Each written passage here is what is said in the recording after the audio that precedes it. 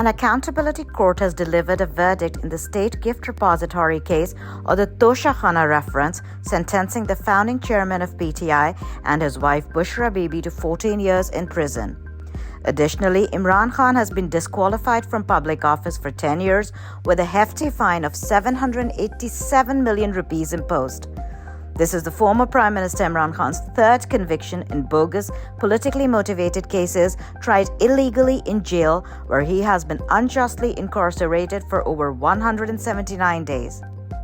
He was pronounced sentenced to 10 years a day earlier in the Sham Saifa case by a kangaroo court. The verdict came 8 days before the February 8 general elections, which the PTI is contesting amid an unprecedented state crackdown and without an electoral symbol. Mr. Khan's party has slammed the verdict, stating that they are prepared to challenge it in the High Court. Statements from founding chairman Imran Khan's legal team highlight the mockery of law that is being made to keep him imprisoned and out of the upcoming elections. They said that the entire team of lawyers was present, but they were not allowed to enter the makeshift courtroom inside the Adiala jail to present their defense.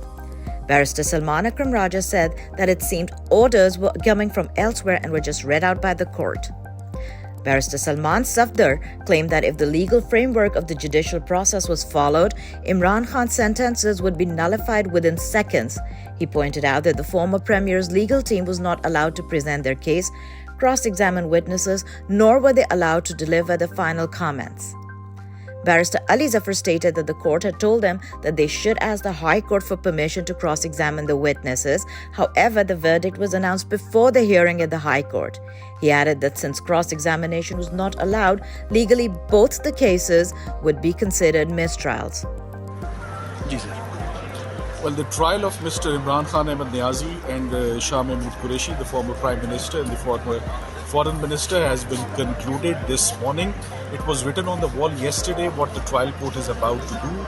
The legally appointed legal team of Mr. Imran Khan were ousted from the proceedings, were thrown literally out of the court, and they were not given the right to cross-examine and to defend their clients. This is unconstitutional. This is against the principles of natural justice. And the cross-examination on as many as 18 witnesses was carried out in the late hours and earlier this morning. Bloomberg reported on Tuesday that former Prime Minister Imran Khan is the top pick for Pakistani finance professionals to oversee the distressed economy's recovery, according to their survey. Imran Khan, who has been effectively barred from contesting the February 8 elections, was ranked highest among 12 traders, economists, and analysts from some of the nation's biggest brokerages. Respondents cited the former Prime Minister's enduring popularity as a key reason, saying he'd be able to push through market-focused reforms in the long run. Bloomberg further reported that the three-time former Premier Nawaz Sharif came second, with respondents mentioning his experience in government and the widespread belief that he's backed by the country's powerful military.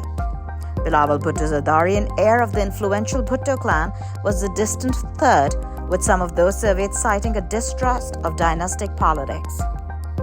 Venezuela's Supreme Justice Tribunal has upheld a ban which prevents presidential candidate Maria Machado from holding office, upending the opposition's plans for elections planned for later this year.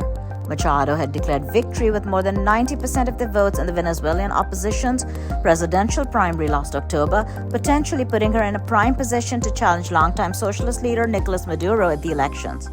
Her victory came despite the government announcing a 15-year ban on her running for office just days after she formally entered the race in June. After the court issued its ruling on Friday, Machado posted on social media that her campaign's fight for democracy through free and fair elections is not over. The Biden administration began reimposing sanctions on Caracas this week after the decision from the South American country's top court. And quote, action by Nicolas Maduro and his representatives in Venezuela, including the arrest of members of the Democratic opposition and the barring of candidates from competing in this year's presidential election, are inconsistent with the agreement signed in Barbados, end quote, the State Department said, referring to the deal on election conditions inked between Maduro's government and the opposition last year.